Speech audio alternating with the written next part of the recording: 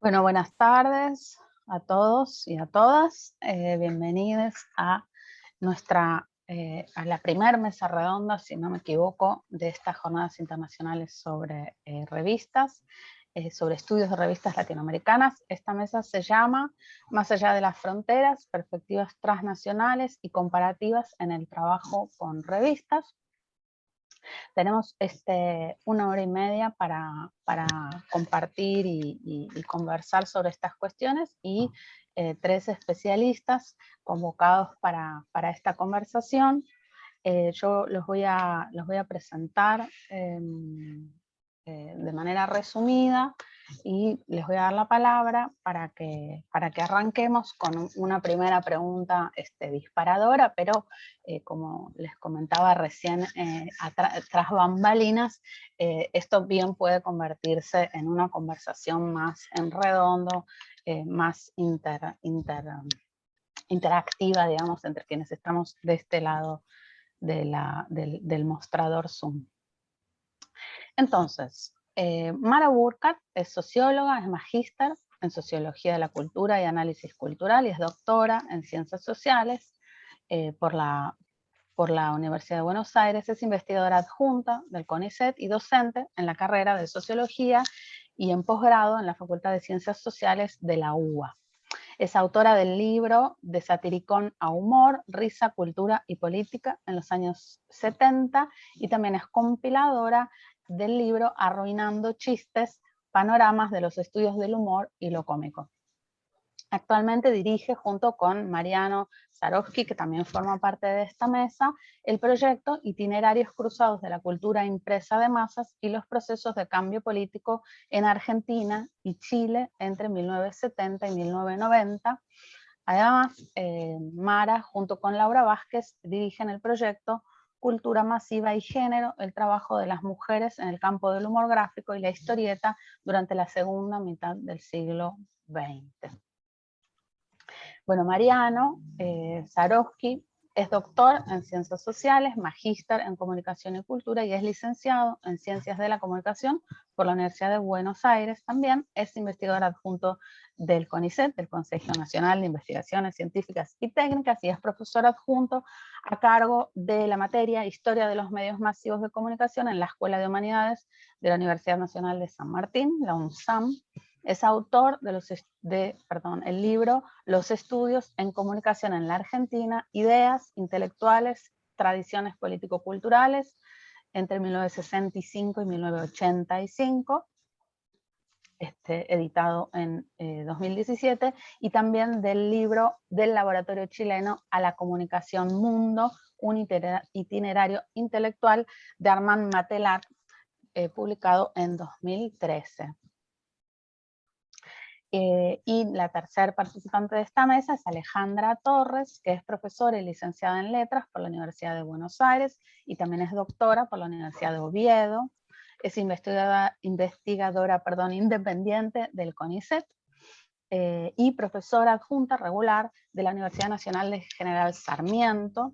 Integra Ludión, Exploratorio Argentino de Poéticas y Políticas Tecnológicas del Instituto Gino Germani de la Universidad de Buenos Aires, y es autora del libro El Cristal de las Mujeres, Literatura y Fotografía en la obra de Elena Poniatowska, y también es coeditora de Ficciones de los medios en la periferia, Técnicas de comunicación en la literatura hispanoamericana moderna, editado por la Universidad de Colonia, Alemania, en 2008, y también es coeditora de Visualidad y Dispositivos, Arte y Técnica desde una perspectiva cultural, entre otros libros coeditados. Sus líneas de investigación giran en torno de la cultura y los lenguajes audiovisuales, la intermedialidad y el modernismo y medios técnicos en Hispanoamérica en siglo XIX y XX, y incluye, por supuesto, estudios sobre revistas ilustradas de comienzo del siglo XX. Bueno, presentados entonces los tres, lanzo la primera pregunta como para comenzar la conversación, y además les invito a que comenten y presenten, digamos, los materiales con los que están trabajando, que me parece que puede ser una referencia interesante también para considerar, digamos, cómo abordan el problema de la transnacionalidad. Entonces, pregunta número 1, ¿en qué medida las perspectivas transnacionales afectan los modos de analizar el trabajo y la participación en la producción de revistas de sus hacedores individuales o colectivos, ¿no? Nos referimos a las figuras de los editores, redactores, colaboradores o dibujantes en sus trabajos colaborativos de equipos o de redes. No sé si iba a empezar Mariano, como ustedes prefieran. Bueno, como prefieran. Si quieren, rompo el hielo. Dale. Primero, gracias a los organizadores por la invitación, también a quienes organizaron la mesa, Mara, Alejandra, a Isabel por la presentación. Bueno, en principio, como lo dijimos entre bambalinas, pero teníamos público ya, bueno, la idea en realidad con la que fuimos invitados y yo me preparé para la mesa es un poco poder conversar y compartir algunas ideas e intercambiar algunas reflexiones sobre nuestro propio trabajo de investigación.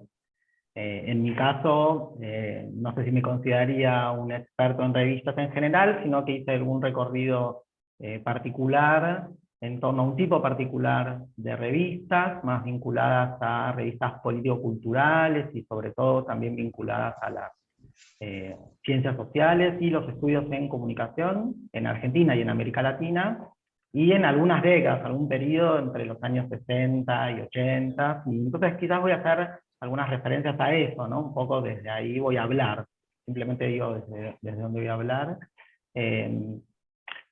Yo, bueno, digo un poco para iniciar la conversación, yo partiría de la idea de pensar la cierta insuficiencia de la escala nacional para abordar publicaciones, para abordar revistas.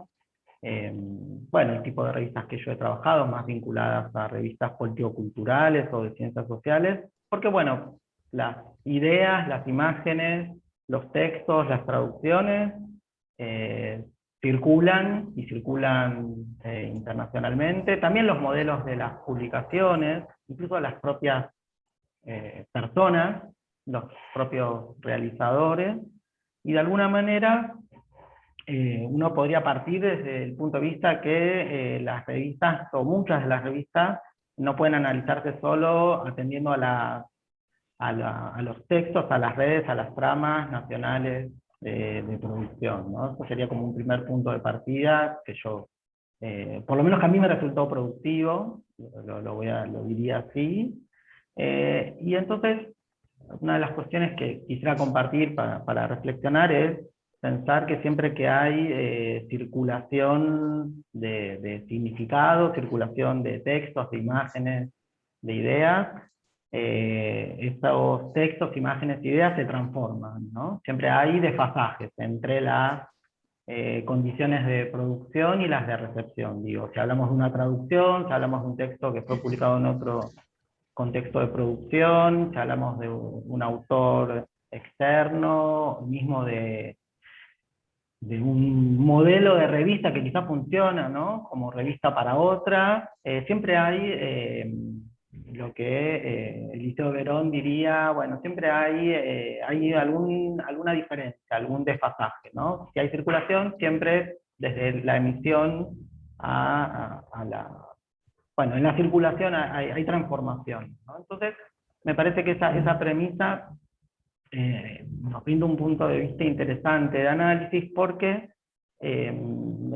por lo menos en mi experiencia de investigación, me resultó productivo analizar lo que Bourdieu llama ciertas operaciones de marcado, ¿no? Cuando un texto es editado en otro contexto, una imagen, un texto, cuando es traducido, siempre hay operaciones a través de las cuales ese texto es transformado y circula en un nuevo contexto, ¿no? Digo, desde una selección de qué se traduce y qué no, cómo junto a qué otros textos o imágenes o ideas se publica, las operaciones de presentación, etc.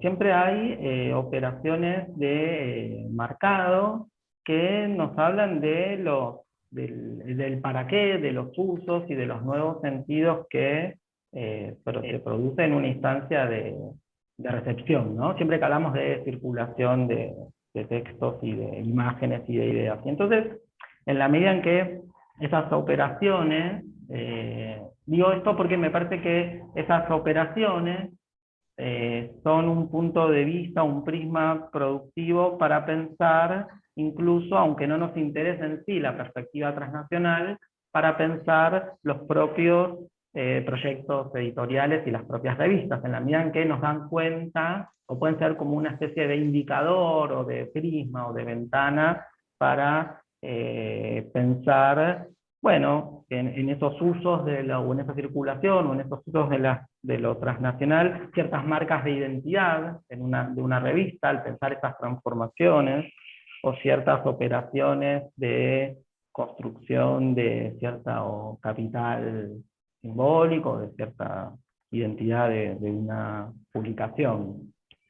Ese sería como un primer punto que quiero compartir. No me quiero extender mucho. Pienso, no sé, pensaba en algunos ejemplos de mi propia, y ahora doy la palabra, en todo caso pensaba algunos ejemplos de mi propio trabajo. Por ejemplo, analicé, digo, como un caso, ¿no? Que puede ser ilustrativo, si no lo paso rápido.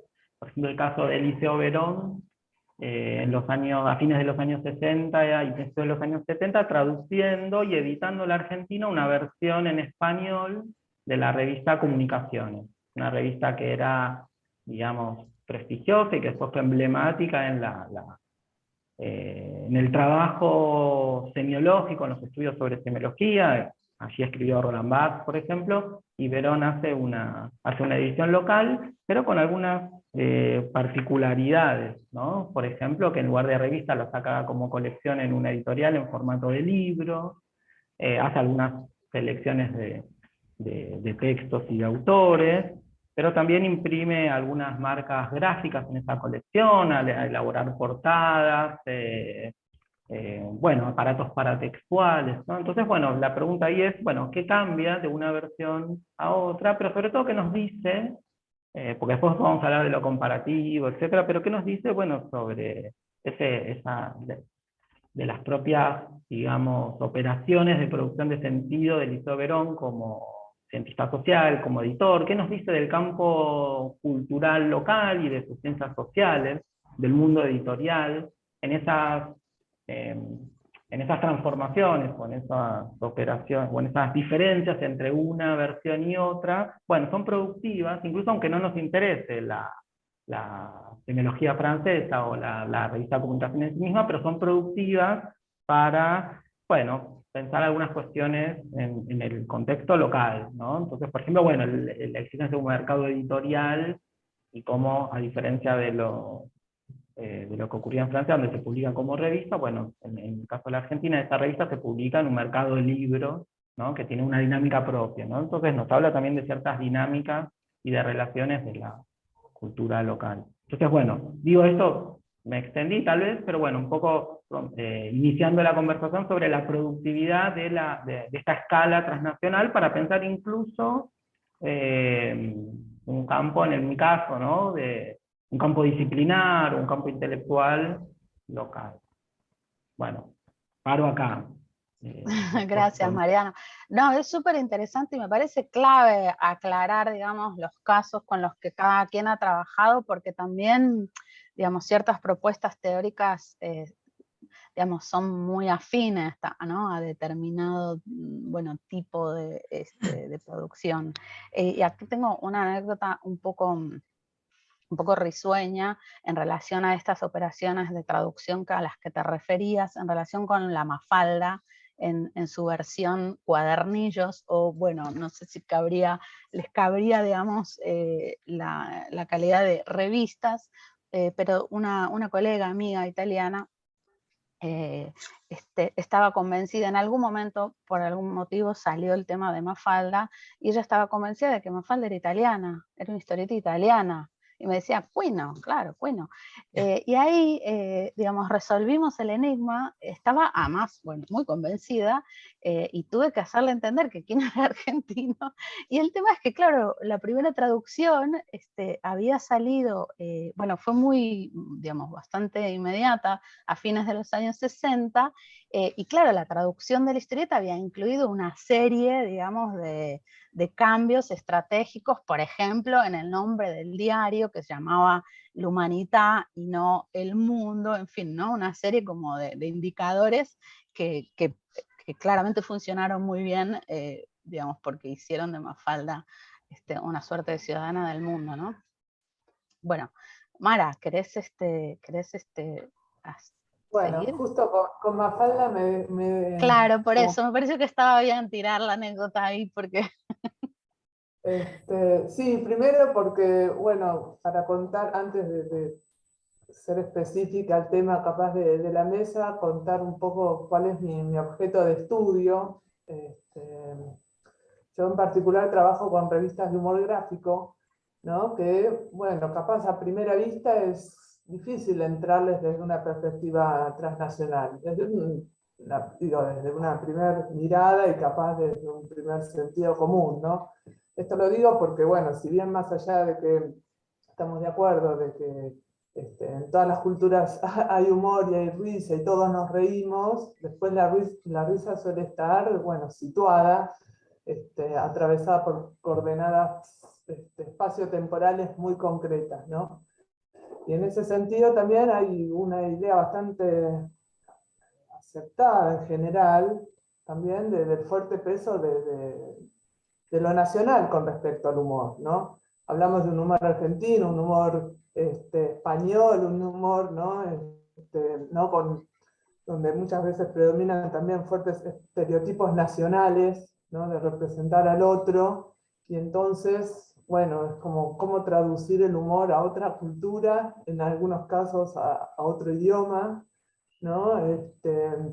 Y entonces, bueno, parecería como que si uno se queda ahí en la puerta de ese espacio, no hay lugar para lo transnacional. Y al mismo tiempo, no solo lo transnacional, el humor también tiene esta idea de humor nacional, también puede ser rebatida por espacios más localistas aún, ¿no? Acá en Argentina los cordobeses dirían, bueno, nosotros tenemos el humor cordobés, que es bien nuestro, y es bien distinto al humor de los porteños, ¿no? Entonces, no solo el humor nacional estaría como cuestionado por arriba, sino también desde abajo, de estas estructuras. Ahora, el caso de Quino es precisamente uno de los casos donde se muestra, por un lado, como un ejemplo exitoso de esta transnacionalidad con su Mafalda. El caso, la traducción al italiano es la primera traducción que se hace a otro idioma de esa tira, ¿no? Esto lo trabaja muy bien Isabella Cose. Y al mismo tiempo también presenta los límites, ¿no? Mafalda no fue traducida, o hasta muy tarde no fue traducida al inglés, ¿no? Mostrando también los problemas de estas traducciones o cómo llevar temas y cuestiones vinculadas a la comicidad que representan a cierto universo, ¿no? Y a ciertos personajes y a ciertas referencias, que bueno, ahí vemos que tampoco son del todo universales, porque con respecto, vuelvo otra vez al humor, también está la idea, ¿no? De que existe también un humor universal, ¿no? Que parecería, bueno, aquel del que nos reímos todos, que obviamente es sumamente cuestionable hoy en día con todo el movimiento de mujeres y disidencias y étnicos y todo eso. Podríamos muy fácilmente identificar que es un humor universal, por lo general está hecho por hombres, por lo general está hecho por hombres blancos, ¿no? De ciertos países, ¿no? Bueno, en fin, muchísimos. Y en ese sentido, las revistas, vuelvo acá un poco a la pregunta que nos convoca y mi objeto en particular, Bueno, yo trabajo con publicaciones de humor gráfico de Argentina en primer lugar, también de Brasil y de Chile, sobre todo en los años 60, 70 y 80, es decir, los años de las dictaduras institucionales de las Fuerzas Armadas, ¿no? Y es interesante advertir que, bueno, que más allá de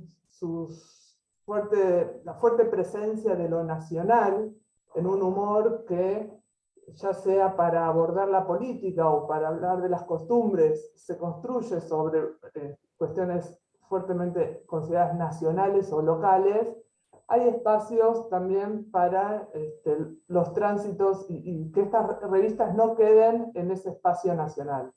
Por ejemplo, Humor, la revista Humor me refiero, perdona para no generar confusión, la revista Humor circulaba más allá de sus fronteras, en algunos casos gracias a los propios lectores que la enviaban, es decir, argentinos que la enviaban al exterior, para conectar ahí sobre todo con las experiencias del exilio, pero en Uruguay y en Chile sé que se vendía de forma más abierta. De hecho, hace poco recibí una imagen de un puesto de diarios chileno con una tapa de la revista Humor en el año 1983, y la verdad que es fuerte y genera muchas preguntas eso, porque ahí vamos a las operaciones estas de apropiaciones y cómo son leídas esas revistas producidas para un contexto particular en otro, donde otra vez están los dos países en dictadura, pero en situaciones, en coyunturas de las dictaduras muy diferentes. Acá en la Argentina estamos en plena transición, y uno puede ver en esa etapa una fuerte sátira a los militares argentinos, ya en una señal de despidiéndolos y decirles nunca más queremos que vuelvan. Y en Chile estamos, ¿no? Bueno, con un Pinochet que hacía 3 años acababa de sancionar su propia constitución e iniciándose o en plenas jornadas de protesta, ¿no? Con una reactivación de la sociedad civil muy importante. Entonces, bueno, este hallazgo es muy reciente, o sea que no es que tengo acá respuestas muy precisas sobre ella, pero sí pistas de cómo a partir de esas revistas después también circulan los humoristas, porque sí sé que revistas chilenas reproducían chistes argentinos cuando en Chile no se podía hacer ese tipo de humor, o los humoristas chilenos no podían hacer ese tipo de humor y los editores tampoco podían publicarla debido al control de la censura, pero sí se podía publicar información del extranjero, y es así como en la revista APSI de fines de los 70 aparecen chistes publicados inicialmente en la revista Humor. Y esto sigue así hasta ya en la transición, digo, la transición chilena, me refiero a después del plebiscito que pierde Pinochet, donde también encontramos en una revista como es la revista Humanoide, que duró poco, y paréntesis, pero financiada por Piñera, mírenlo, pero con chistes nuevamente de la humor de la Argentina, ¿no? Entonces, ahí para pensar cómo el humor, que en este caso se trata sobre todo de la sátira a los militares, ¿no? Bueno, sirve y opera, ¿no? En sintonía con lo decía Mariano, en distintas coyunturas, en distintos países, donde la situación política es distinta, es decir, no es el mismo el chiste en una transición donde los militares están yendo por el colapso del régimen, como es el caso argentino, y donde hay todo un fuerte movimiento antimilitarista, antimilitar, no solo antidictatorial, y otra cosa va a ser Chile, ¿no? Donde bueno, Pinochet se va, ¿no? Con ciertos pactos acordados, ¿no? ¿no? Me estoy refiriendo a cómo se empieza a conformar la transición y lo que será el primer gobierno democrático de alguien, ¿no? Entonces, cómo circula esto, ¿no? Es como muy interesante para ver, bueno, esos límites de ese humor que parecería, por un primer momento, extremadamente nacional y muy atado a una coyuntura política específica, que de hecho también la caricatura se define así, ¿no? La caricatura política es un arte de circunstancia, como diríamos, ¿no? Y cómo en este caso puede ser extrapolado a otra coyuntura, donde militares que capaz para los argentinos tienen cara y nombre, y por eso nombre y apellido, en otro país ese nombre y apellido no importe tanto y funcione como un genérico, ¿no? De los militares para decir otras cosas. Tendría más ejemplos, pero me parece que, no sé si mejor le dejo la palabra a Alejandra. Dejé de controlar el tiempo. Estamos bien, estamos bien. Si querés incluir algún ejemplo más, adelante, Mara. Bueno, puedo incluir otro que se trata para pensar con Brasil, por ejemplo, y así compenso un poco. En realidad hay un... en Brasil, durante la dictadura, se publicó la revista Pasquim, y yo en varias ocasiones la hice dialogar con las revistas argentinas, más en clave comparada, o sea que me guardo toda esa parte para las próximas preguntas. Pero es interesante ver cómo Pasquim, desde Pasquim los brasileños, y aún con la barrera del idioma, tejen vínculos con los humoristas del resto de la región, ¿no?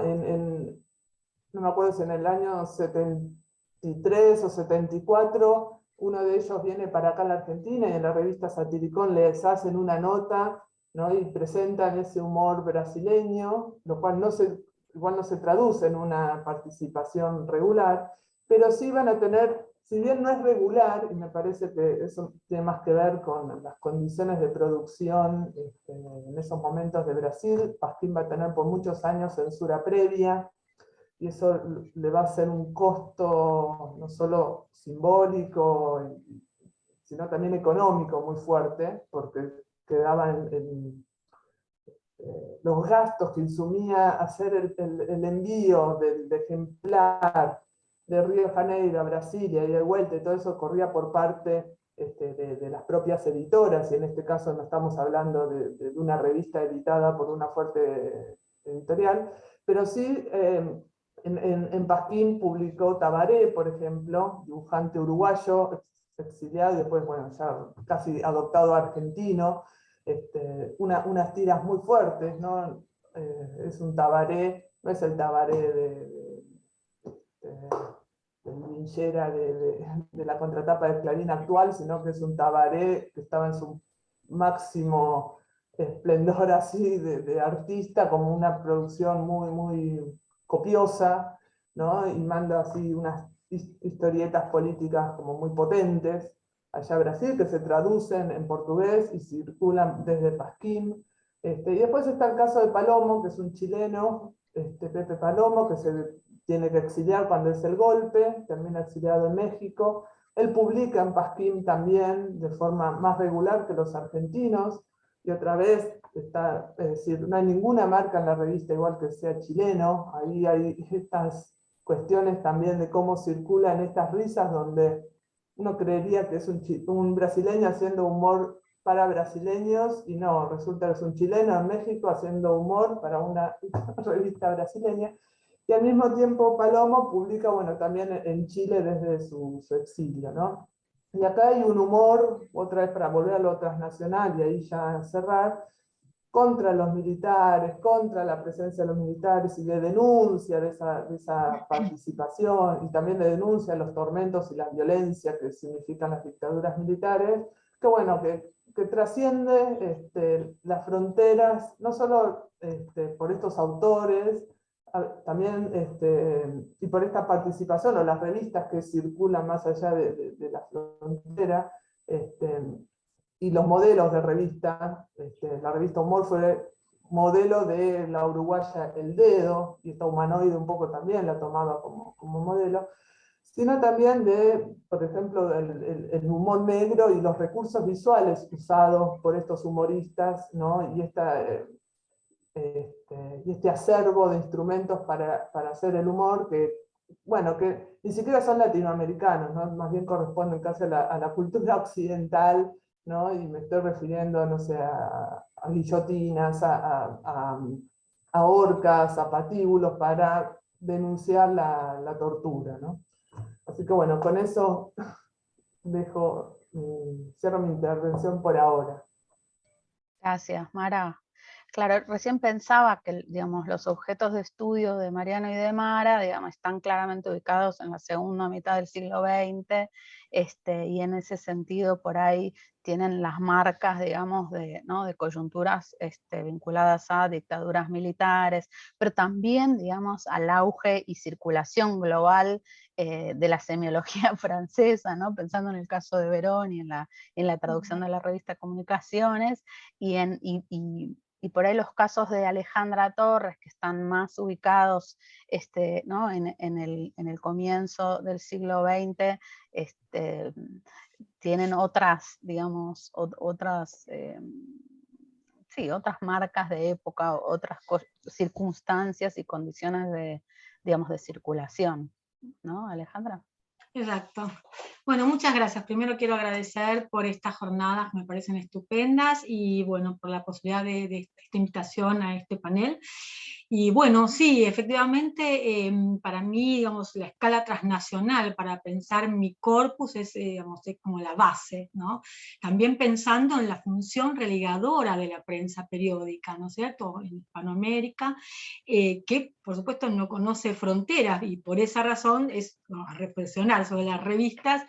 En este corpus específico, porque les voy a decir cuál es necesario tener en cuenta esta dimensión, porque efectivamente mi corpus empieza, digamos, en 1910, va del 1910 al 26, y, digamos, las primeras revistas que tomo y que realmente es el eje, que digamos, 26 prácticamente, digamos, se hacen en París, ¿no? Es decir, desde París, como una plataforma internacional, realmente envía las noticias, lo último, el aire de lo moderno, de la ola modernizadora para América Latina, y, digamos, también hay un giro que es iberoamericano, ¿no? Porque son publicaciones que tienen en cuenta a España, Portugal y los países latinoamericanos.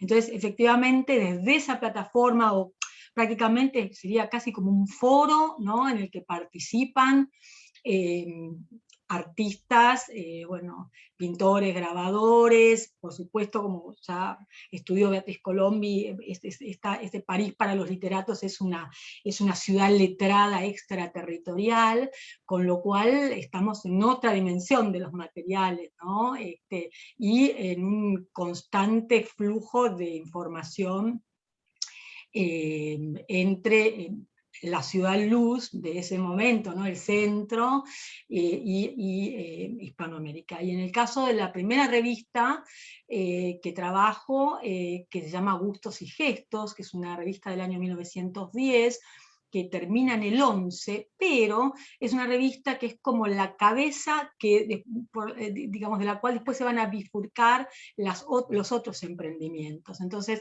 1910 es una revista miscelánea que se distribuye en París, se dirige a la colonia hispanoamericana que vive en París, y la distribución es París-Buenos Aires. Entonces, digamos, el eje número uno de esa revista es difundir la modernidad, la moda, y el sponsor principal que tiene la revista es Gatti Chávez.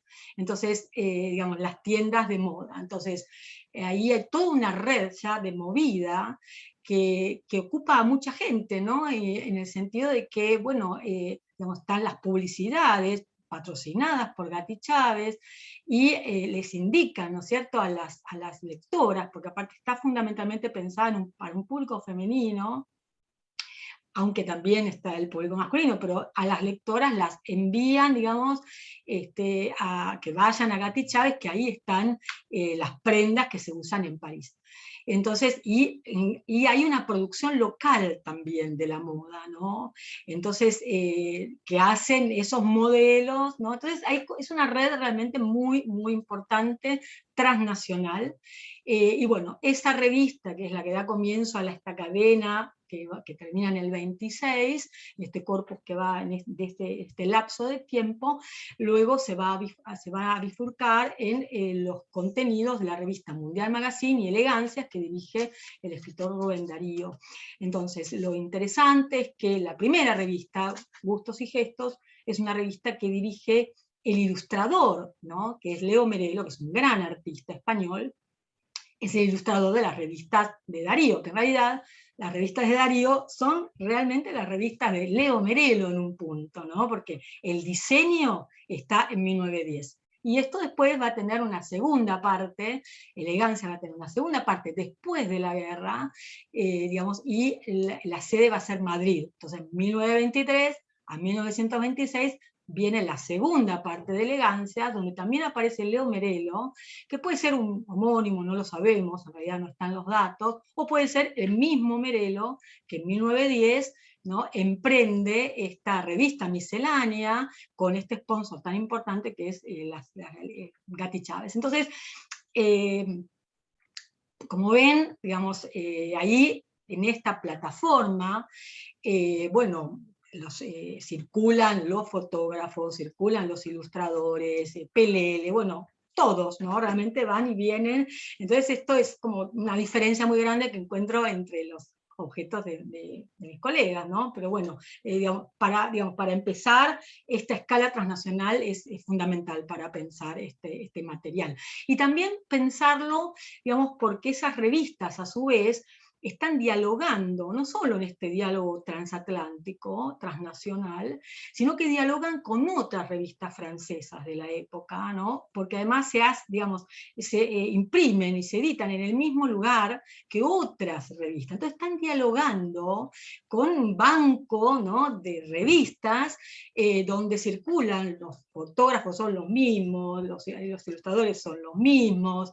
Digamos, la diferencia importante es que está pensado el contenido para América Latina y para Iberoamérica, ¿no? Y entonces están escritas en español. Esto sería, digamos, el agregado más importante, o lo más importante de mi corpus, ¿no es cierto? Pero efectivamente, estas revistas, digamos, la tipografía, la materialidad, bueno, esto lo dejo para la pregunta de la materialidad, pero la materialidad realmente no tienen algunas no tienen diferencia con la revista Le Mode o la revista Le Spot, es decir, están y se hacen en el mismo lugar. Entonces eso es una dimensión que realmente hay que tener. Bueno, yo la tuve en cuenta cuando me encontré con todos estos objetos circulando, ¿no?, que son de la misma época.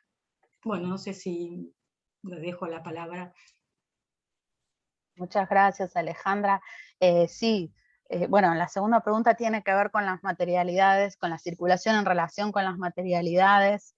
Me parece que dije todo junto. Bueno, de las publicaciones. Seguro vas a tener más para decir, pero tiene que ver con la materialidad entonces de las publicaciones en relación con la circulación, y ahí, digamos, lo que se podría llamar, digamos, condiciones tecnológicas de posibilidad, ¿no?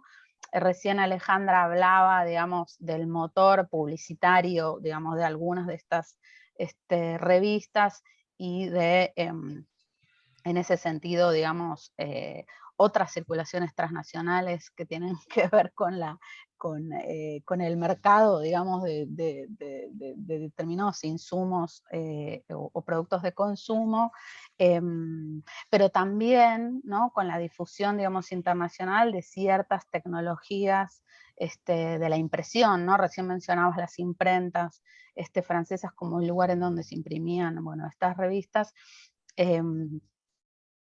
Y pensaba, bueno, en la republicación de chistes que mencionaba Mara antes, pero también, bueno, yo tengo por ahí más exploradas las revistas, digamos, de arte, pero también magazines, digamos, de los años 60, y se republicaban montones de chistes de Sempe o de diversos humoristas, ¿no? Entonces lo que hay también es una circulación de clichés, digamos, ¿no? Totalmente, sí. Y en ese sentido, digamos, pensar, por un lado, entonces, las materialidades, y esta difusión internacional o circulación transnacional de determinados dispositivos técnicos, y también las conexiones con otros artefactos culturales y artísticos en los tránsitos culturales de estos objetos impresos, tan móviles, digamos, como son las revistas, ¿no? Seguimos el orden, no sé si quieren, si volvemos a Mariano. Sí, no sé si... Siéntanse libres. Digo, sí, como quieran, igual tal vez podemos interrumpirnos, yo no tengo problema. Tal vez yo quería como retomar algo de la pregunta anterior, en términos de lo que proponen las compañeras, también me hace pensar y plantear la pregunta en términos de cómo pensar analíticamente la circulación transnacional y ciertas aristas o marcas de las culturas y las sociedades locales, ¿no? Y es interesante porque quizás según nuestros objetos y materiales el problema sea diferente y cambie, ¿no? Porque pensándolo en una historia en relación con una historia de las ideas o de las historias de las disciplinas o ciencias sociales, como quizás es mi acercamiento, encuentro esta pregunta por cómo equilibrar y cómo articular, cómo dimensionar el carácter transnacional de la circulación de ciertas ideas y al mismo tiempo cómo esas ideas adquieren a partir de soportes específicos, revistas, libros, etcétera, ciertas marcas vinculadas a las coyunturas nacionales. De alguna manera Mara lo planteaba en relación con el humor. Me parece ahí también como un problema. Pienso, bueno, nosotros ahora, en mi caso, y con Mara estamos trabajando sobre el proceso de la Unidad Popular Chilena y su modulación global, pero al mismo tiempo, siguiendo las revistas argentinas, por ejemplo, literarias, un poco me ha tocado estudiar eso, en la discusión sobre la experiencia de la Unidad Popular, por lo menos entre el 70 y el 73, está muy marcada también por la coyuntura política nacional. Entonces hay como una lectura que juega dos juntas, por decirlo de alguna manera. Las posiciones sobre Chile también son las posiciones sobre la dictadura argentina de Lanús, sobre el peronismo, ¿no? Entonces ahí hay un punto que también es interesante pensar, esa articulación entre lo transnacional y lo global, y si en nuestros objetos y periodos diferentes esas relaciones necesitan ser pensadas de modo diferente, ¿no? Es una pregunta que me hago a partir de la intervención de Alejandra. Y después, bueno, sobre las materialidades, tal vez mi reflexión tiene que ver con, también más en el campo de la historia intelectual y de las ideas, para quienes no nos acercamos a la historia, pero no provenimos de la historia como formación, a veces nos llama la atención cierta dificultad en el campo para pensar, bueno, justamente la materialidad en la que circulan las ideas, o la materialidad o los artificios del lenguaje y de los artefactos culturales para pensar las ideas.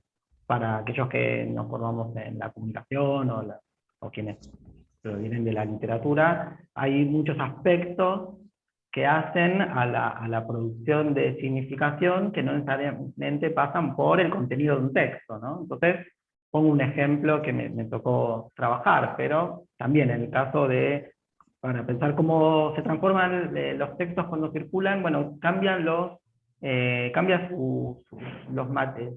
su materialidad y los artefactos que lo contienen, y eso nos dice mucho de su circulación.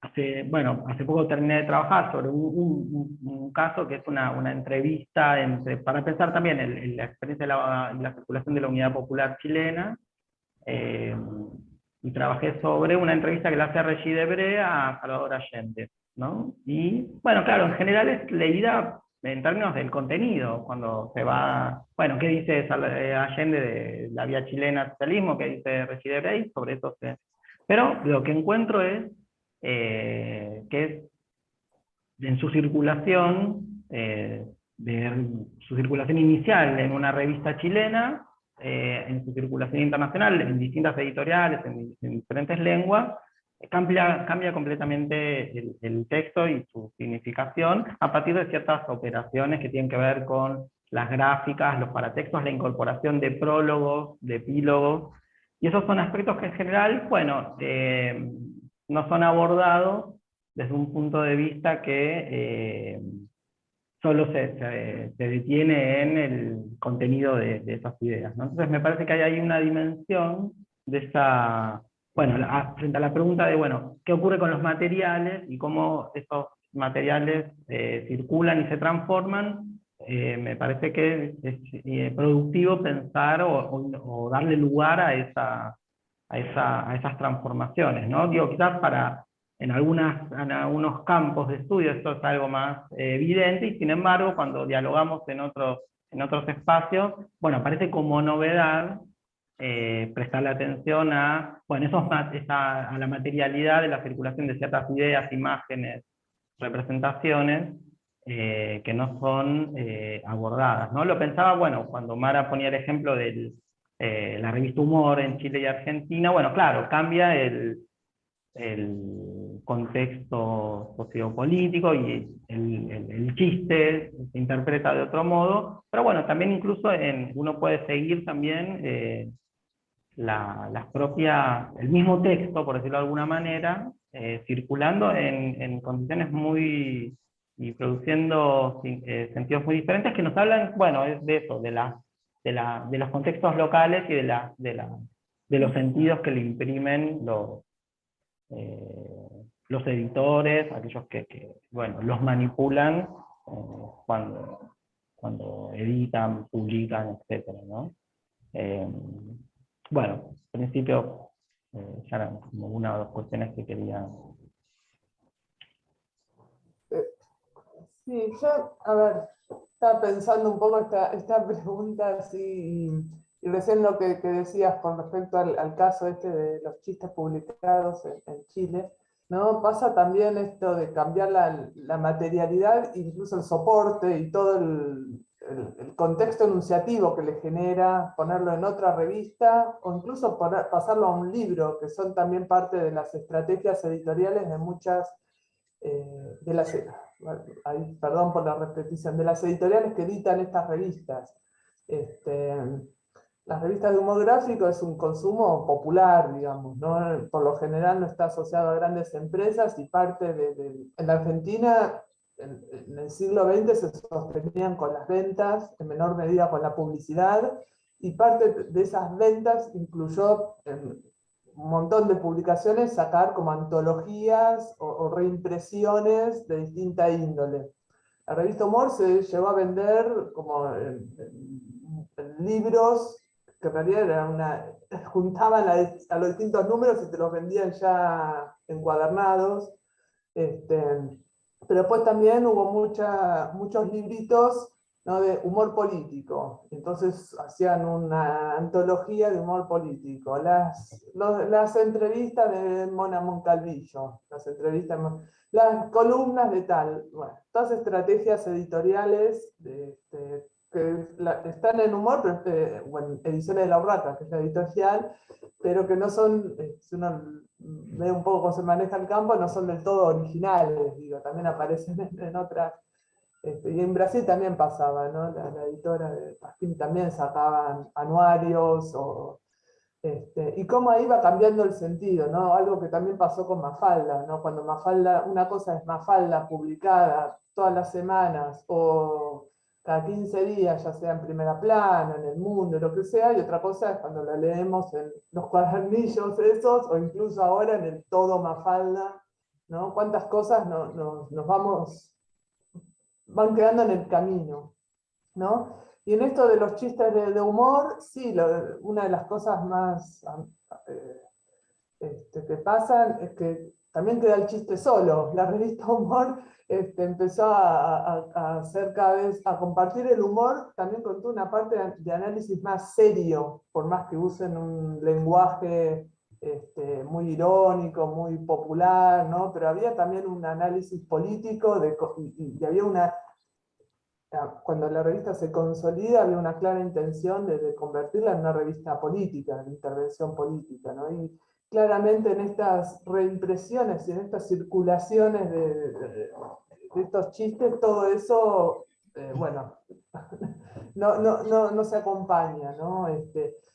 Cuando digo que en Uruguay quisieron hacer el dedo parecido al modelo de humor, o en Chile hacer humanoide, no se acompañó con toda esta parte más seria de la propuesta de humor, ¿no? Se circunscribió más bien a tratar de limitar estas revistas a que sean específicamente de humor. ¿Qué significa eso? Y que haya caricatura política, según si hay dibujantes para ese género, ¿no? Chistes gráficos, historietas y columnas también humorísticas, pero ya no con una intención de coexistir o convivir con analistas políticos, con periodistas que circulen, ¿no?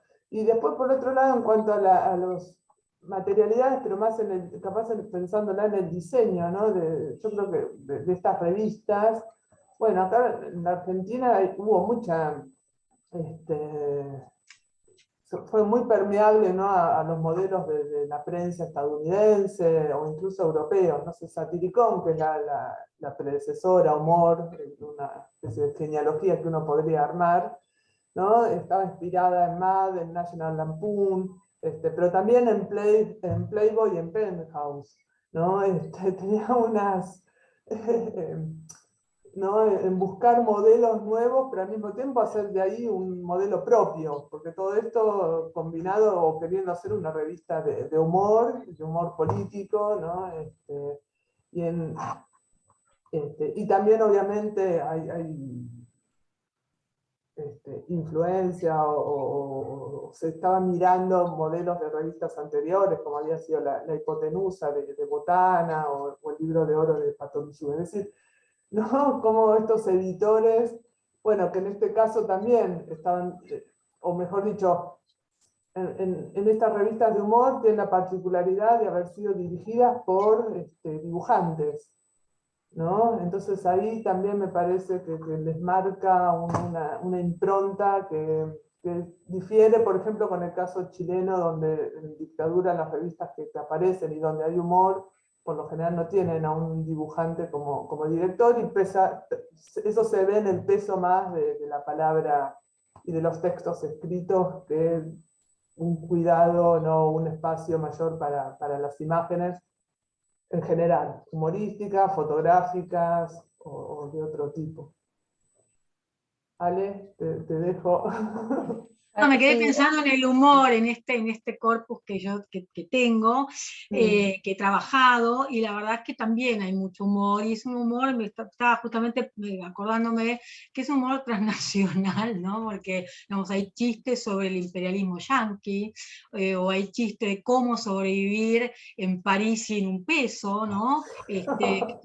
Bueno, y entonces realmente me quedé pensando en esta cuestión del humor, ¿no? Situado, ¿no? Atravesado por coordenadas, digamos, de espacio-tiempo, y que realmente es un humor que atraviesa como las fronteras, ¿no? Porque, digamos, va a chistes que son, y son en un punto pensar como en Buster Keaton, ¿viste? Como tienen como esa dimensión en la cual, digamos, salen de la coyuntura, ¿no? Más específica, pero sí atraviesan como esto, ¿no? O sea, ¿qué hacer si no tenés un centavo en París? Bueno, y con respecto a las materialidades, un poco, bueno, digamos, Mara estaba hablando del diseño, y bueno, para mí es un problema, ¿no? Para los investigadores de revistas, por ejemplo, en el caso particular del corpus que yo manejo, que es principio del siglo XX, por la cuestión justamente de digamos, la concepción artística, ¿no? de estas revistas. Por ejemplo, cuando nosotros trabajamos ahora con los materiales digitalizados, esta cuestión se pierde, se va, y el investigador las desconoce, no las ve, no puede tocar el papel, no puede saber qué pasó ahí, qué pasa con el color, con hasta la tinta. Entonces, bueno, esto se ve muy claramente en, bueno, por ejemplo, hay en las tapas, ¿no? Que son un género en sí mismo, pero bueno, hay tapas intervenidas. En 1910 hay una tapa que, bueno, yo la había, pero bueno, no hace falta que la muestre, pero en 1910 hay una tapa que es maravillosa, que tiene una fotografía de Rötling, que era un fotógrafo que circulaba en Europa en esos años, y luego el ilustrador francés interviene en la fotografía y genera una dimensión, como es una capa tridimensional. Entonces estamos en unas innovaciones, estamos hablando de 1910, muy importantes para la época, ¿no? O, por ejemplo, el primer número de Mundial Magazine, que es una revista que tiene fotografía montada en la tapa, que es una técnica, no sé, donde pegan la fotografía y está pegadita, tiene un recuadrito en dorado, que es maravilloso, y es una técnica que es de 1870, sin embargo Darío la usa en 1911, Darío Merelo, ¿no? Porque recordemos que Merelo es el cerebro artístico, ¿no? de estos materiales. Entonces pienso en esa dimensión material, y pienso cómo zanjar en tanto investigadores este problema, porque incluso hay algunos números que tienen, qué sé yo, por ejemplo, como dossier, ¿no? En otro color, en otra tipografía, en otro papel, donde efectivamente se está pensando en resaltar ese dossier, por alguna razón, o esa noticia, o esa tapa, ¿no es cierto? Una tapa con fotografía montada, es una maravilla. Estamos hablando del 911, que es una técnica que ya no se usaba, pero ahí hay una idea de arte y una idea de circulación del material, que bueno, si ustedes ven eso ahora, lo vemos en cualquier banco donde estos materiales están digitalizados, se pierde. Entonces, bueno, esto para mí es un problema para los investigadores, sobre todo de estos periodos, ¿no? Por ahí, digamos, donde está como a caballo, ¿no? O donde hay una concepción del arte también que, digamos, después, bueno, tiene digamos, bueno, se resignifica, ¿no? Tiene va para otro lado. Pero incluso en la revista del 23 al 26, digamos, la moda es una moda concebida como arte. Entonces los diseños, las imágenes, son realmente increíbles, y eso, repito, se borra en la dimensión digital. Entonces, bueno, para mí es un problema en tanto investigadora, digamos, bueno, yo tengo la suerte Alejandra, perdón, te interrumpo. Sí. ¿Y qué estrategias te das para, o sea, cómo detectaste el problema a veces? Porque vos Bueno, tenés lo un material detecto, bueno, digital y qué haces como para, bueno, frente a bueno, eso, ¿qué estrategias? sí, bueno, por suerte, lo que puedo decir en este punto es que, digamos, tuve la suerte de verlos, de tocar los materiales, de verlos en persona, todo este corpus, incluso todas estas revistas que les cuento, digamos, que salen del mismo lugar y que son muchas publicaciones que tienen como la misma idea, ¿no? Artística. Entonces, por eso puedo ver, y cuando también trabajo en casa con los materiales digitalizados, me doy cuenta del aplanamiento, y de qué, digamos, y es algo que yo, bueno, cuando doy clase o cuando trabajo con investigadores o con estudiantes, bueno, hay que pensar en esta dimensión, pero realmente es difícil de zanjar, ¿no? Si yo puedo, digamos, porque lo vi, porque pude comparar, por eso digo que es algo importante poder trabajar con los materiales, ¿no? Si la cuestión de la materialidad en las revistas, por más que nosotros tenemos la suerte de que estén digitalizadas, porque la democratización del material es fundamental, por otro lado, pero, digamos, hay una pérdida, ¿no? Entonces, en esta relación, para mí, en la cuestión de la materialidad, y pensando en el diseño, hay como hay ganancia y pérdida, ¿no? Y eso hay que sopesarlo. Por eso creo que quizá tenga que ver con el tipo de material o periodo que yo trabajo, ¿no? Quizá esto no ocurre, No no necesariamente, sé, bueno, no lo sí, sé, hay claro, determinados, digamos, cambios tecnológicos, bueno, en diversos niveles, momentos ¿no? ¿no? de la producción que permiten o que optimizan, por ejemplo, la convivencia de texto e imagen en la misma página, en fin, la impresión a color, etcétera.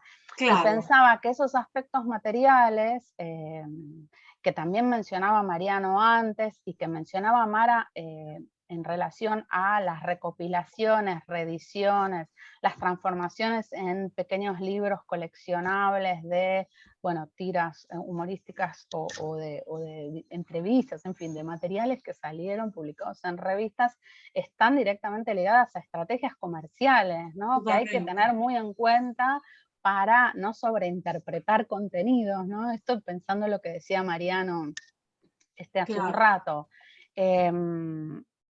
Y en ese sentido, los aspectos materiales o el arte de las revistas, para llamarlo, digamos, vos mencionabas al artífice, digamos, artístico de las revistas que estudias, Alejandra, pero bueno, no siempre aparecen, digamos, con nombre y apellido como figuras autorales, pero son claramente coautores y responsables de aspectos claves y no siempre por ahí considerados al momento de, o en todo caso que son claves para al momento de estudiar esos materiales, ¿no? Y en ese sentido,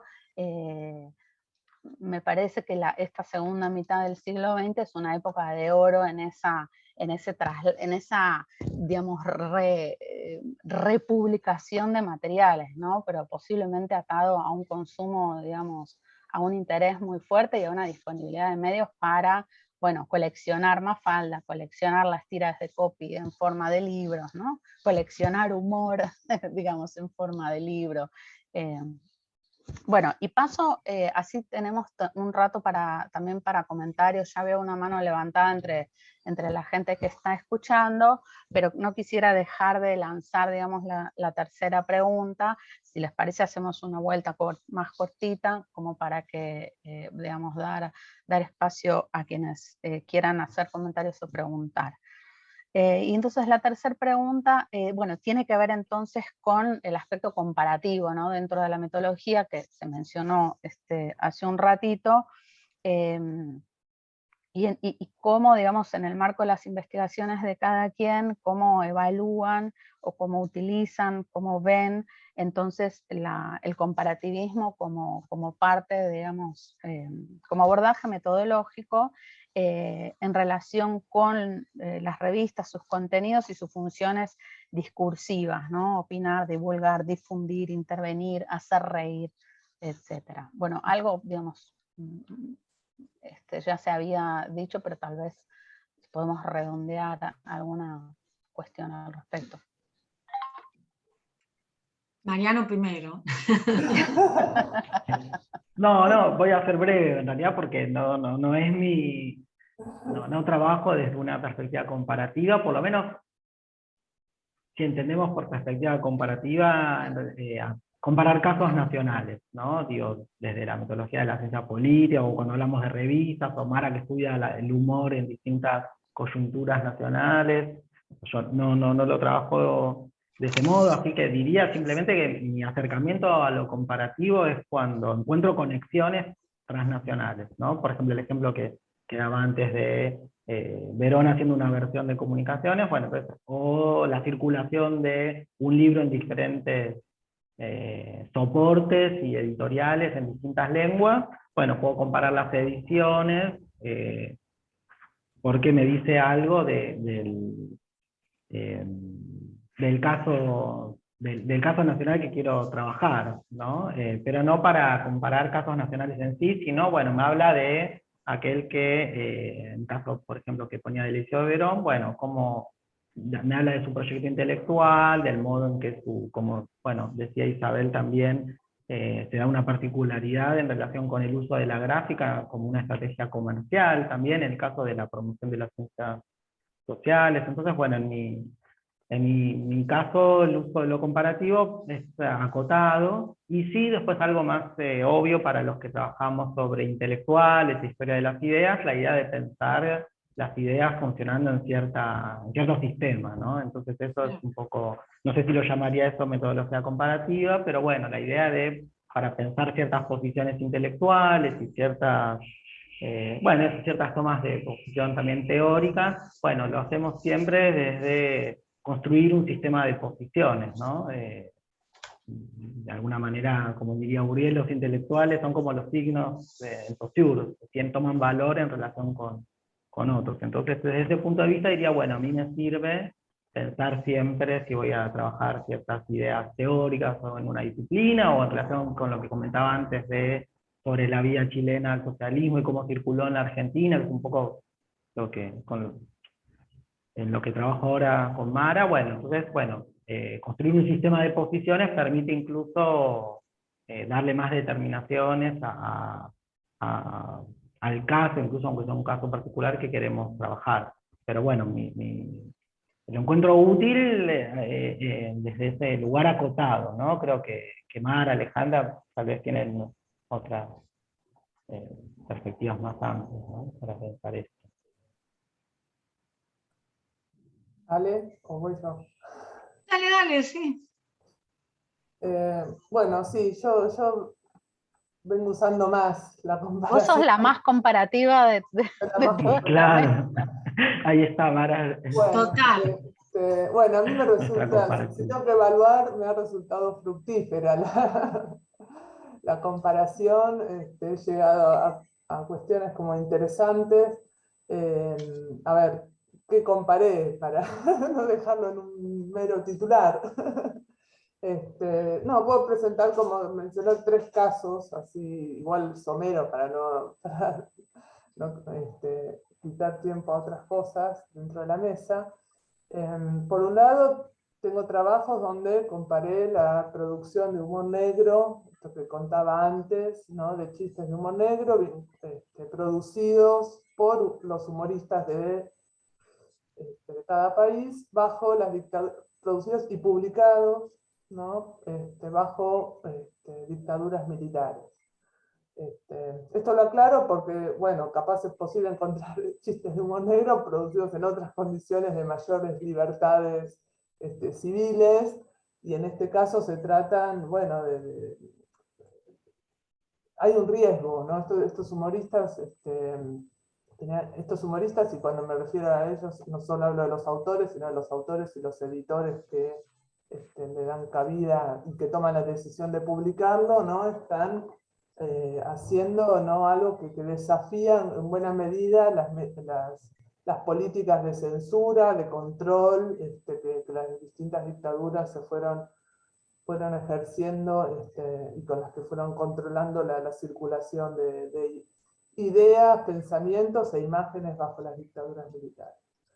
En ese sentido, a mí me llamó la atención, o entré en esta comparación al advertir que, primero, que en la Argentina, en la revista Humor, había una gran cantidad de chistes de humor negro sobre tortura, producidos y publicados, entre, sobre todo los años inmediatamente posteriores a lo que había sido el periodo de mayor represión de la dictadura. Durante el periodo de mayor represión, que en la última dictadura son los años del 76 a comienzos del 78, directamente nada de esto fue posible de publicar, pero la revista Humor surge en junio del 78 y ya en sus primeros números, y hasta el 80 más o menos, publica una gran cantidad de humor negro. Y ahí, más allá de esto, como contaba antes, de apelar a recursos iconográficos muy familiares y fácilmente reconocidos por cualquier lector, sin necesidad de ser especialista en nada, yo los interpreto como unas llamadas de atención para referirse, ¿no? A la coyuntura inmediata y que todavía persistía, ojo, no, con esto no quiero decir que ¿no? Pero bueno, ¿no? Y que en esos chistes, lo que entiendo yo, hay también un intento de darle sentido a lo que había pasado. Acá también hay algo de las características de lo que implica trabajar con humor gráfico, ¿no? O con el humor, ¿no? Y también con cosas del pasado, de no adjudicarle saberes que tenemos hoy en día, que estamos como con el diario del lunes leyendo eso, ¿no? No entrar ahí diciendo, bueno, ya hay denuncias contra las violaciones de derechos humanos. No son chistes de denuncia. No hay ninguna denuncia explícita, no hay ningún militar. De hecho, tardíamente, o son escasos en los que, son pocos los casos en los que aparecen militares, pero hay verdugos, ¿no? Hay como indicios, ¿no? de qué se trata, ¿no? Y ahí entonces entiendo yo que es eso, que hay un esfuerzo de darle sentido a aquello que había sucedido, y se empieza por aquello que es conocido, como es la denuncia a la tortura, ¿no? Todavía no queda claro, ¿no? Qué había pasado con esos cuerpos, ¿no? Recién se está empezando a tematizar el tema de los desaparecidos.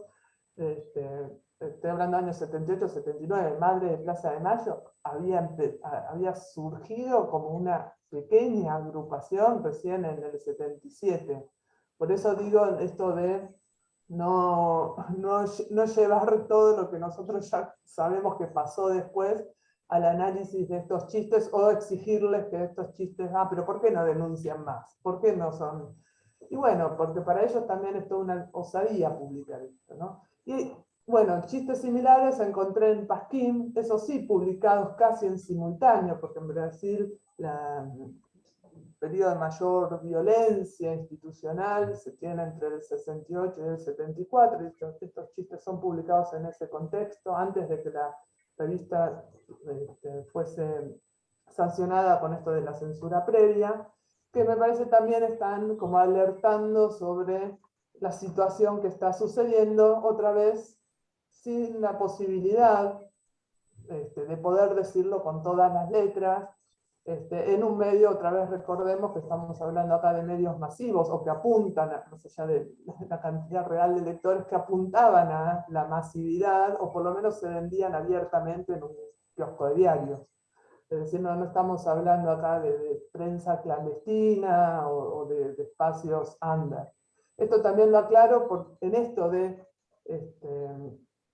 al final no estoy hablando tanto de la comparación, pero bueno, en esto de trabajar con estos objetos tan sensibles, no, bueno, pero uno dirá, bueno, está la carta de Rodolfo Walsh, está bien, bueno, pero la carta de Rodolfo Walsh, donde denuncia todo lo que denuncia, una carta que circuló entre conocidos de forma clandestina y que se hizo pública mucho después.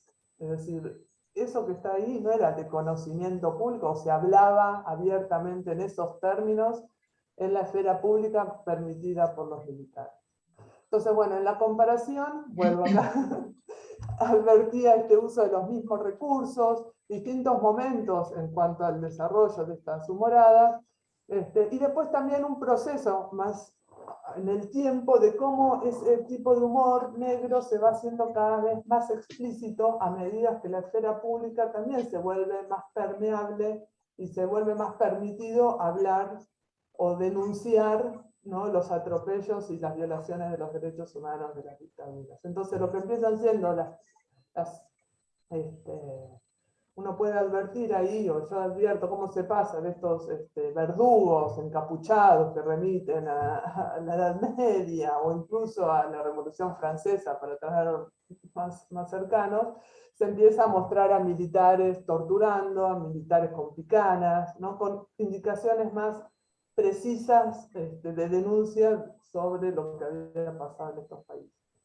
Ahora, en el caso de Chile, por ejemplo, es interesante ver que son mucho menos este tipo de chistes, y que cuando los hay también, cuando recién se pudo abrir la prensa a publicar un poco más estas cuestiones. Estamos ya hablando recién en los años 80, o sea, 10 años después de instaurado el régimen. Entonces acá, bueno, pesa mucho, ¿no?, las condiciones de posibilidad para este tipo de humor, para su producción, circulación, ¿no?, y los efectos que tiene. Después, otro eje en el que trabajé la comparación es sí.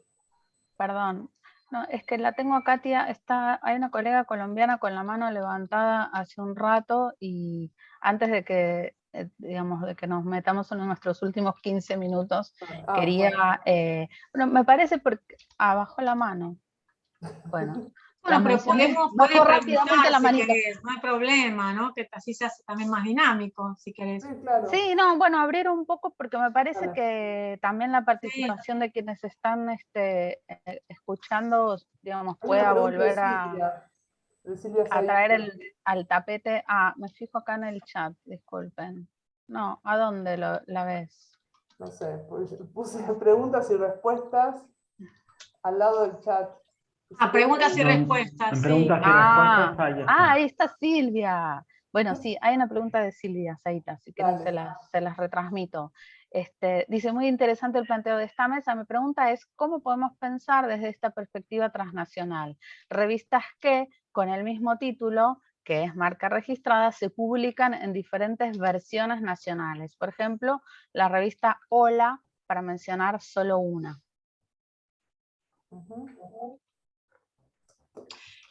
Yo puedo decir una cosa que en relación a, por ejemplo, mi corpus, ¿no?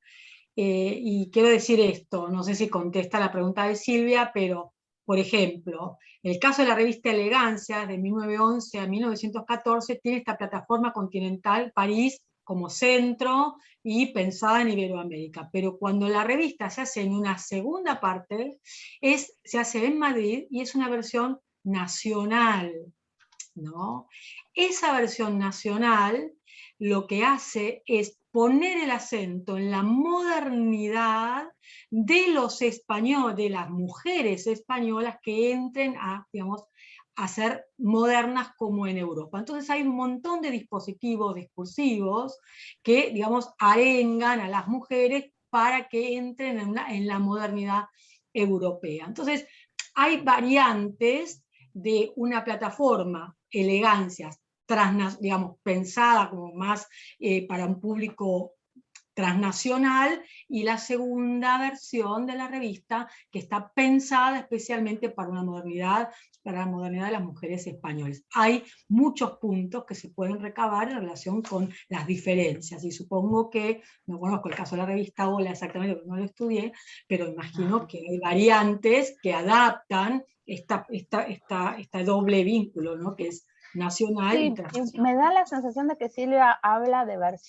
distintas versiones intranacionales, ¿no? Y ahí me venía, digamos, a la cabeza la noción de translocal, ¿no? Claro. Que por ahí permite, digamos, pensar interconectadamente distintas escenas que pueden no ser, digamos, no responder a la lógica de las fronteras nacionales, ¿no?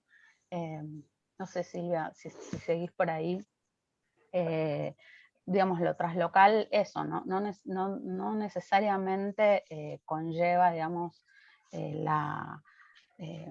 bueno, el mapa nacional, el mapa, digamos, de las naciones, y permite pensar, bueno, escenas interconectadas de ciudades que pueden estar distantes o ser parte, digamos, del mismo país.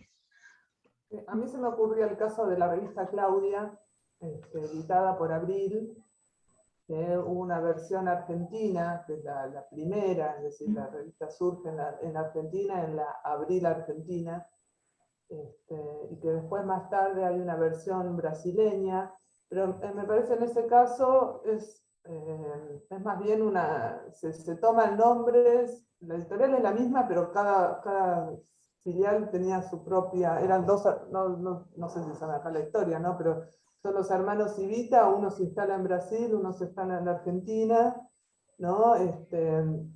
Arman la editorial Abril, cada uno en su país, ¿no? Y acá, creo que es en el 57 cuando sale Claudia, ¿no? Y en Brasil ya es en los 60, no me acuerdo ahora el año puntual. Me parece que lo que hay es una continuación del nombre y de cierto formato, pero los equipos de redacción son distintos. Y en todo caso, sí, a ver, acá comparten, si hay algo transnacional, es la coyuntura que comparte Argentina y Brasil, de la modernización desarrollista, ¿no? Y de pensar que hay una nueva mujer urbana, ¿no? A la cual interpelar con este nuevo formato de publicación que va a contribuir a esa modernización del ser mujer, ¿no? Se me viene a la cabeza ese caso que tampoco lo trabajé yo. En el caso de humor no pasa, eso no hay tanta capacidad de tener revistas en otros países, sí que algunas se vendan así en otros países por algo un poco de tiempo, ¿no? No sé si funciona tanto, pero no que tengan como otra revista con el mismo nombre. Sandra también hace un pequeño comentario y pregunta, bueno, y Silvia nos agradece, así que sigue ahí. Qué alegría, Silvia. me gustaría más verte, pero bueno. Sandra entonces dice, yendo un poco al tema anterior, ¿cómo piensan las materialidades más en relación con los procesos de producción, con apropiaciones transnacionales de publicaciones, pero a menudo con condiciones locales de posibilidades muy diferentes? Caso Europa y América, particularmente en el siglo XIX y comienzos del XX. Para Alejandra. Bueno, no solamente, ¿no? Bueno, me parece que habría que, yo creo que hay algo, me parece, que tiene que ver con, que es muy situado también, que habría que ver, digamos, me parece como difícil pensarlo en general, porque me parece que hay particularidades de acuerdo, no sé, porque una cosa es Caras y Caretas y otra cosa la revista Hogar, o sea, creo que las distintas revistas tienen una adaptación o una resignificación de publicaciones que vienen de otro lado. Me parece que habría que pensarlo en cada objeto en particular. No sé, se me ocurre en este momento. Yo estoy pensando, a ver si va por acá lo que propone Sandra. Por ejemplo, acá en la Argentina es muy diferente la calidad de impresión que tiene Satiricón y que después va a tener Humor, y en el medio Chaupinera, que es el eslabón entre una y otra, del resto de publicaciones e incluso de estas otras publicaciones en los demás países, ¿no? Y me parece que hay por un lado de esto que comentaba antes en Satiricón, de querer darle un mayor estatus a la publicación de humor gráfico. Las publicaciones de humor gráfico hasta ese entonces, o también las de historieta, ¿no? Son como parte de la prensa más popular, masiva y barata. ¿No? Es como, me imagino que se deben en la escala de consumo, ¿no? Está el diario, alguna revista y el humor, ¿no? Como, entonces ahí hay en Satiricón sobre todo, no solo plata, que están poniendo, pero en esto de poner la tapa en papel satinado, es como un salto que no se había dado antes. Tia Vicenta es una revista con un papel muy económico. Para pensar la revista anterior así importante. Hortensia, que es simultánea a Satiricón, también tiene un tamaño más tabloide y del papel un poco de mayor grosor que el diario, pero no deja de ser de papel común, ¿no? Y lo mismo pasa en Pasquín, que tiene un formato muy parecido al de Hortensia, ¿no? Y acá en estas revistas hay una mayor apuesta y que me parece que tiene que ver con eso, con darle un mayor estatus a la propuesta editorial. Y también sí a nuevas capaz condiciones de impresión que se tenían, ¿no? Pero ahí sí hay esto de querer darle, por ejemplo, a esa tapa el mismo lugar que tienen las revistas que había mencionado antes, una Playboy, ¿no? Si te vas a entretener, vení, acá te estamos compitiendo con un producto de estatus similar. Me parece que va por ese lado. Alguien en el chat está preguntando por la revista El Hogar Argentina. María de Fátima Fonte. No sé si la pregunta va va dirigida a alguien en particular. María de Fátima, si querés explayarte en el chat, por ahí podemos responder mejor a tu comentario o a tu pregunta. Y acá hay una... Bueno, Sandra aclara que se refería sí, a esas cosas de formato y de tecnologías de producción que estabas mencionando, que las dos mencionaban, ¿sí? A la vez, agrego un pequeño comentario, no sé, yo pensaba en la reproducción, en las publicaciones cubanas y en las diferencias a veces entre distintas instituciones dentro de la misma escena y en el mismo momento, ¿no?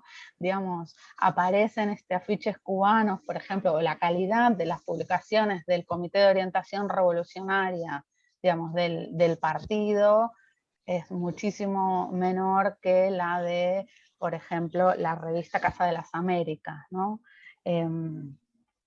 Bueno, no sé, digamos, esto volviendo a la escala nacional como una escala naturalizada, si se quiere, para pensar unidades de sentido, ¿no? Y tal vez considerar escalas menores o esta escala local, si se quiere, bueno, para darle mayor complejidad al asunto, ¿no? No sé, en el caso de Casa de las Américas, en fin, no sé, tal vez tenga que ver con la voluntad de circulación transnacional de esa revista, tal vez a diferencia de la revista del Comité de Orientación Revolucionaria, que claramente tenía, digamos, una intención de incidencia, bueno, dentro de Cuba. No sé, Mariano, ¿qué querías comentar? No, también en relación con eso, la pregunta de Sandra, también incorporar la idea de las transformaciones técnicas en otro medio circundante, ¿no? Estoy pensando, por ejemplo, en la investigación de Cora Gamarnik sobre la historia del fotoperiodismo en Argentina, y en los años 60, con las revistas ilustradas, que le dan mucho lugar al fotoperiodismo en Argentina, y es un poco el boom, aparece un fenómeno particular e interesante para pensar también lo transnacional, que es la competencia con la televisión, y el modo en que hay un uso de la imagen en competencia con la televisión, que sin embargo en esos años en Argentina es muy incipiente, pero que estas revistas copian un modelo, sobre todo norteamericano, en el uso de la imagen y de la importancia de la imagen, en una sociedad donde ya estaba mucho más desarrollado. Y ahí se producen como unos, digo, la televisión, ahí se producen como unos desfasajes, hay como una competencia, pero también se traducen modelos, pero en otras condiciones, y se producen desfasajes interesantes, que tal vez permiten pensar, bueno, por qué tienen tanto éxito, etcétera. Por ejemplo, son revistas a color, con fotografía a color, que compiten con una televisión que en Argentina es todavía en blanco y negro, ¿no? Entonces eso le da como una...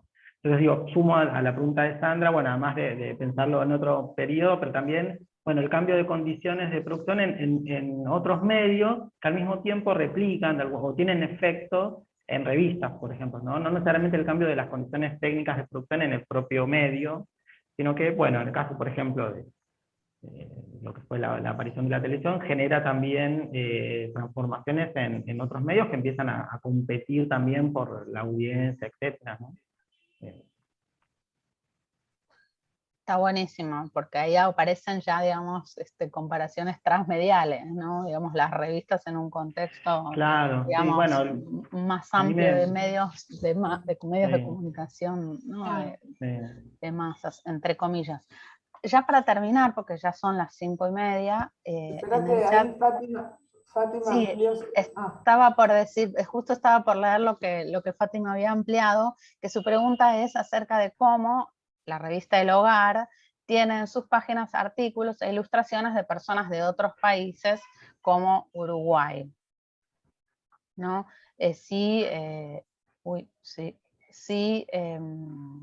Bueno, nada, cómo considerar eso en relación con la cuestión transnacional.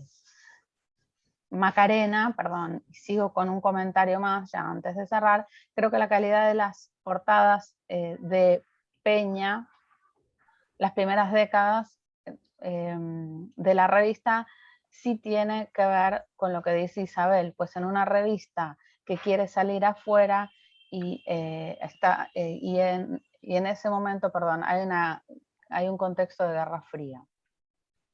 Habría que mostrar que tenía capacidad técnica, ¿no? Pues claro, se refiere a Casa de las Américas, perdón.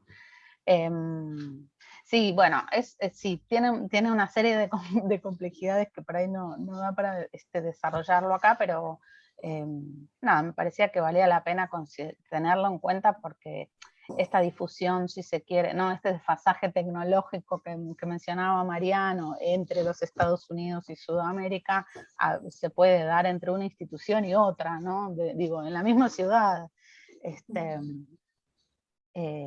Bueno, no sé, si quieren decir algo más para que cerremos nuestra mesa.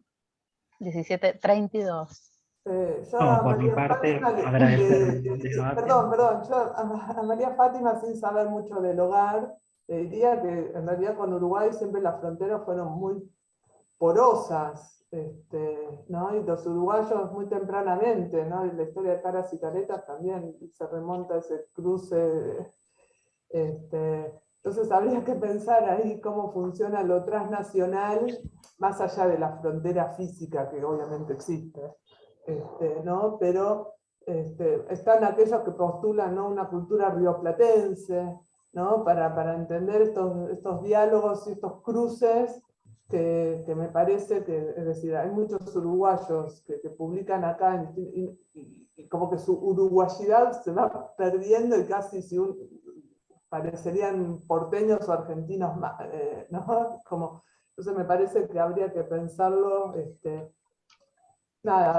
pensarlo bien, si funciona la idea de transnacional o ver si entra más por otro lado donde eso, ¿no? Históricamente son fronteras muy, muy porosas, sobre todo en lo cultural, ¿no? Que hacen que bueno, que el peso de lo nacional pese menos al mismo tiempo.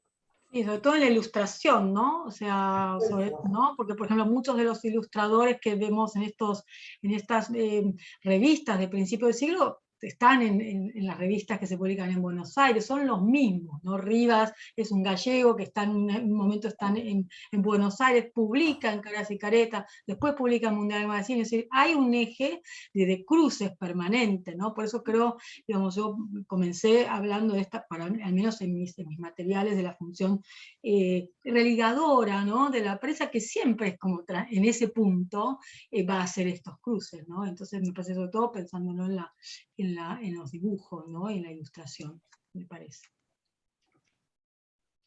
Claro, el problema de la traducción tal vez funciona, ¿no?, de otro modo, Ese es otro. en relación con Ahí tendríamos con aquello que no está mediado por la lengua necesariamente, ¿no? Sí, ahí tendríamos también que, es otro... Tenemos otro tema para otra mesa. Podemos organizar otra mesa redonda cuando quieran y tenemos más temas.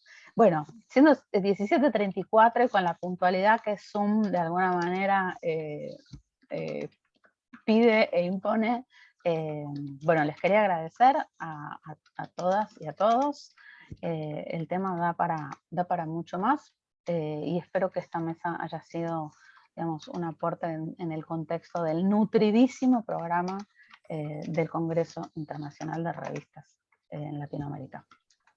Bueno, muchas gracias a todos. Bueno, gracias a todos. Gracias, Isabel. Hasta luego. Gracias. Gracias.